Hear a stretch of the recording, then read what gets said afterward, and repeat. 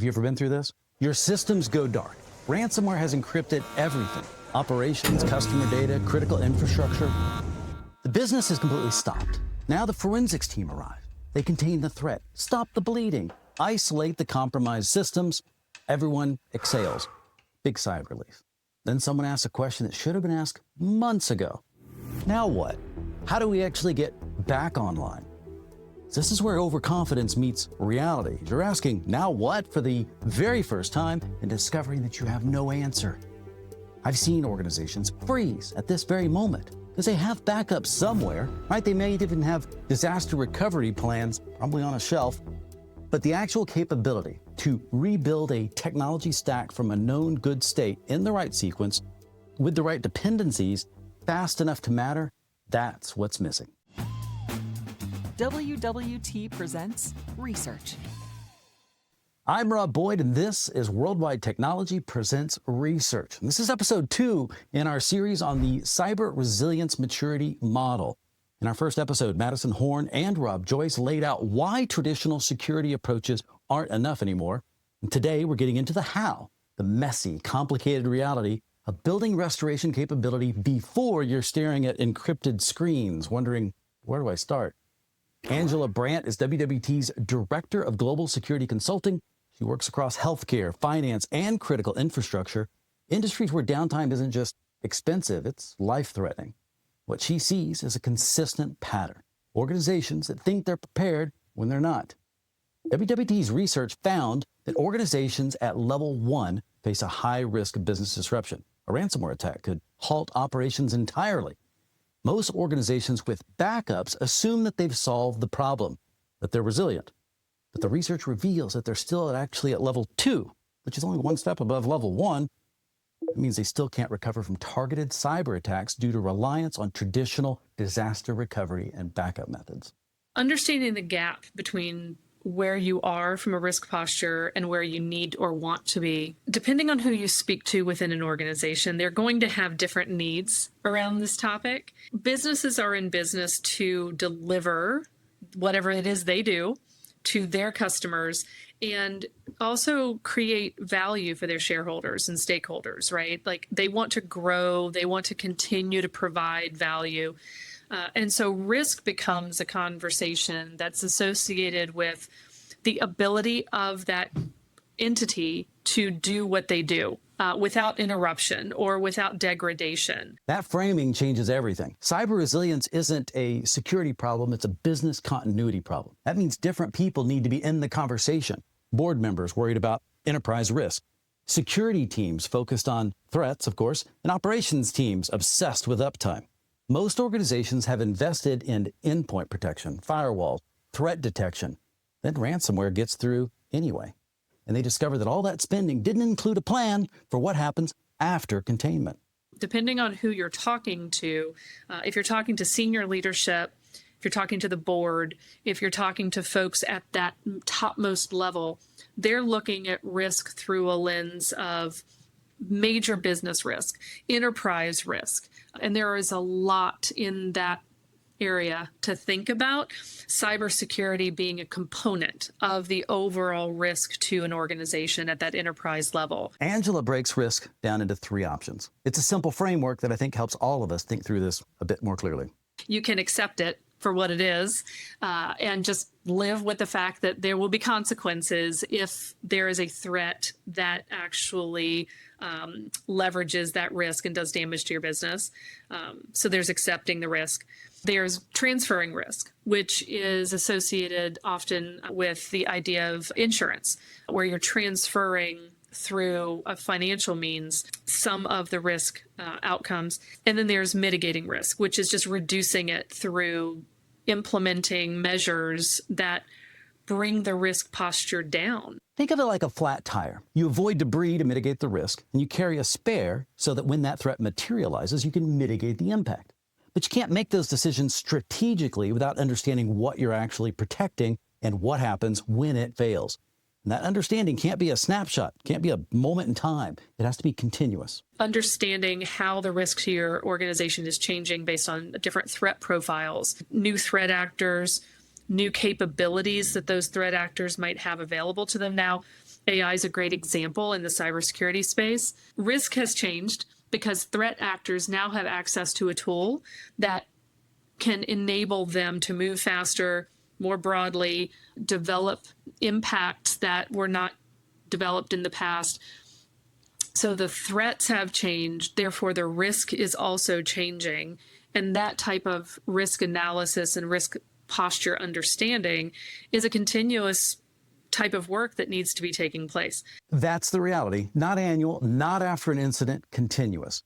And continuous assessment requires understanding what you're actually protecting.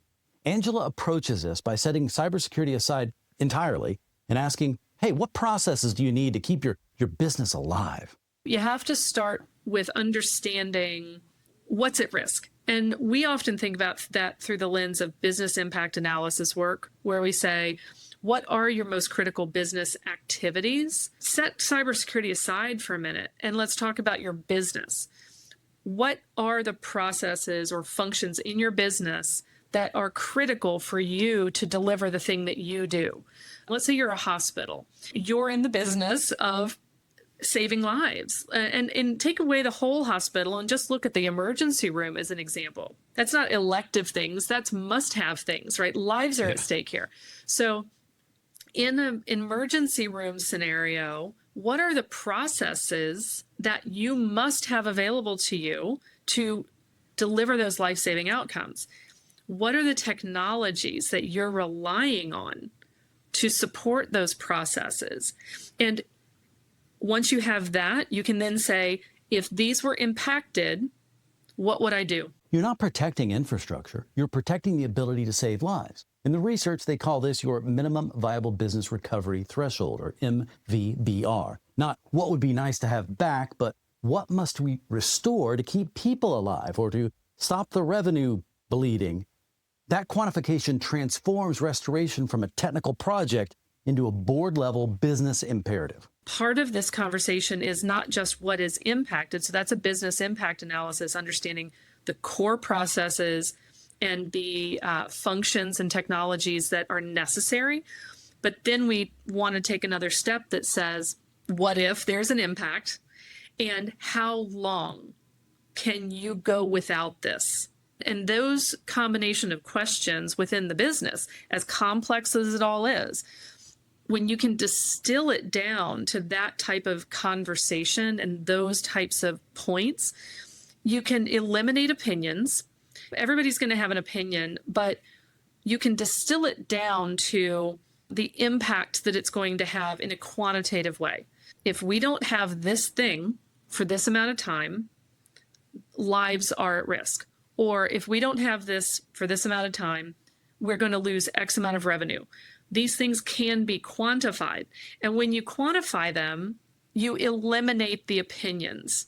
That transforms the boardroom conversation from we need better security to, hey, if this system is down for 48 hours, we lose $2 million in revenue. But business impact analysis also reveals hidden threads, your dependencies. You're not just restoring a patient record system, you're restoring the authentication services, database backends, the network segments that hold it all up. This mapping is what separates level 2 organizations from level 3. Level 2 has backups. Level 3 has documented restoration sequences that account for every dependency chain. This is where tabletop exercises stop being compliance theater and start becoming practical preparation. Tabletop exercises are events where a scenario is illustrated. These are not real life events. These are sort of thought exercises where a scenario is presented. Usually they're very real life like scenarios where, organizations have suffered through these very events, these very types of events in the past. And you practice. Each person practices what they would do in their role, what they're accountable for the business. In a fire drill, you're taught a certain set of actions, right? If this happens, you have to go do that. And the reason we drill, the reason we practice is so that we don't have to think when that moment happens in real life, right? It's a safe space to do that kind of practicing. And that's what tabletop exercises are. They are practice events. You don't want to learn your way through a ransomware attack during a ransomware attack.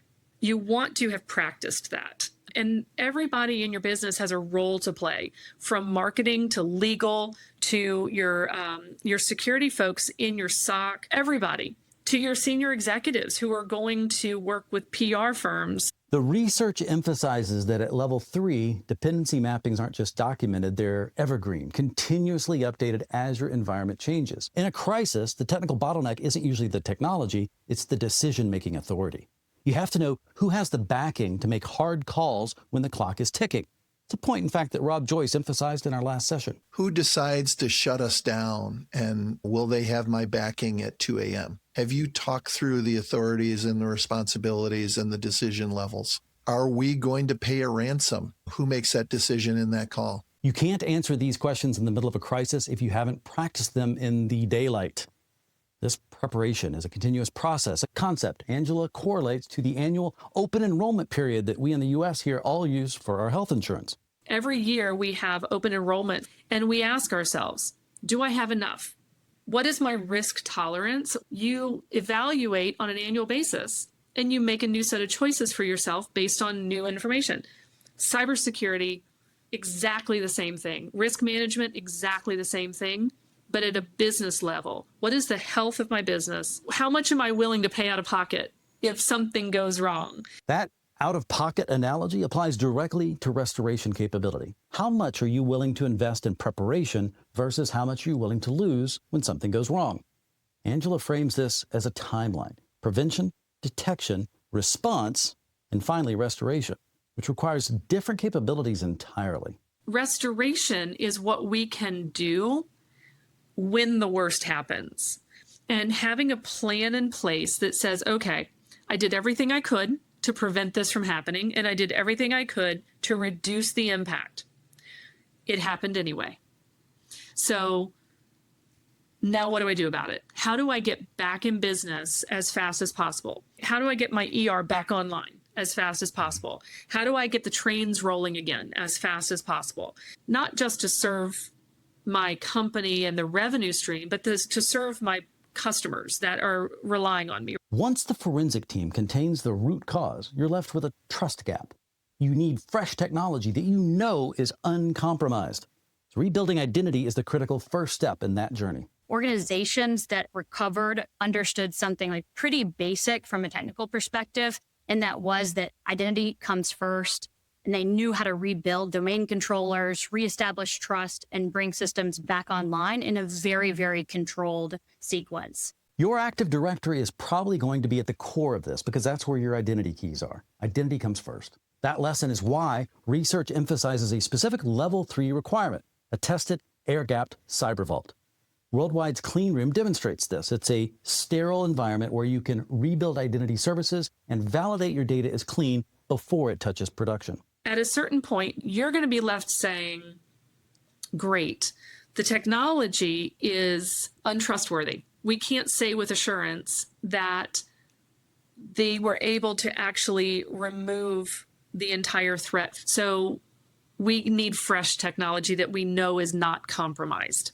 Your Active Directory is probably going to be at the core of this because that's where your identity keys are. So we need to rebuild Active Directory from the ground up.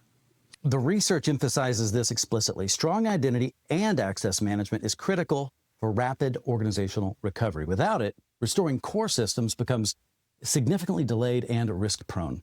Worldwide Technology is uniquely positioned to provide the planning, the analysis, the resilience assessments and recommendations, the resilience implementations. So everything up to the moment of a threat impact. Emergency room versus intensive care. Forensic stops the bleeding. Worldwide Technology handles the rebuild. That partnership model is deliberate. WWT doesn't compete with forensic firms. They complement them. We do not do forensics. We do not do incident response. We intentionally work with partners to be the incident responders. Here's why that matters. Your incident response retainer doesn't include infrastructure restoration. Data is the material, but the plan is the bridge. You cannot architect your way out of a crisis in real time. This is why the research emphasizes testing your recovery processes before you need them. The analogy here is there's been a major casualty, and the most important thing is to stop the bleeding. We are waiting for the ER doctors to stabilize the patient. And as soon as the patient is stable, now we come in, think of us as the ICU, and the patient is stable. The incident response team has seen to that. Now we need to get that patient back up and running. That preparation compounds. When the incident happened, when, not if, that groundwork becomes the difference between measured restoration and chaotic scrambling. You need good partners that can respond quickly. Do you have a plan for that? Do you have a plan for getting the tech quickly? Do you have backups? Have you taken the time to position yourself with all the right components, all the things that must be true, to restore the tech, the processes, the data that your business relies on? Well, the research shows that being resilient on paper isn't enough. You have to be resilient in actual practice. That requires constant evaluation and testing of where you actually stand on the maturity continuum. Best thing you can do as an organization is be as prepared as possible. And then if something goes wrong, those preparations that you made are expediting your ability to respond in the moment and then restore after you've stopped the bleeding. Well, we opened with that, what do we do now? It's that scenario that every one of us keeps hoping we'll never actually experience. Most organizations are resilient on paper and fragile in practice. And, these tabletop exercises and other things you can do, pen testing and red teaming, they show you some of the failure modes. To close that gap, the research suggests 3 immediate steps to move from level 1 to level 2. First one, establish immutable offsite backups and deploy air-gapped cyber vault solutions. Number 2, develop and test cyber-specific disaster recovery plans. Define your MVBR thresholds. Try to say that fast. Step 3, implement MFA and RBAC for identity and access control across all critical systems. Yes, I'm oversimplifying all of this, of course. You need to read the source document. Worldwide Technology has been documenting their learned experiences for years now. The research provides the roadmap. Worldwide Technology provides the expertise to implement it. The alternative is that terrifying prospect of trying to figure these things out when your business is already down, can't get to any of your favorite tools, and everyone's just looking at you for answers, and that clock is ticking. In fact, I think it's already ticking. I'm Robb Boyd. The complete Cyber Resilience Maturity Model research is available at WWT.com. Start with step 1, then build from there. Thanks for watching. Worldwide Technology presents Research. This episode is supported by Tanium. Tanium provides real-time endpoint management and security to protect enterprise assets. Gain control and visibility with Tanium's unified endpoint platform.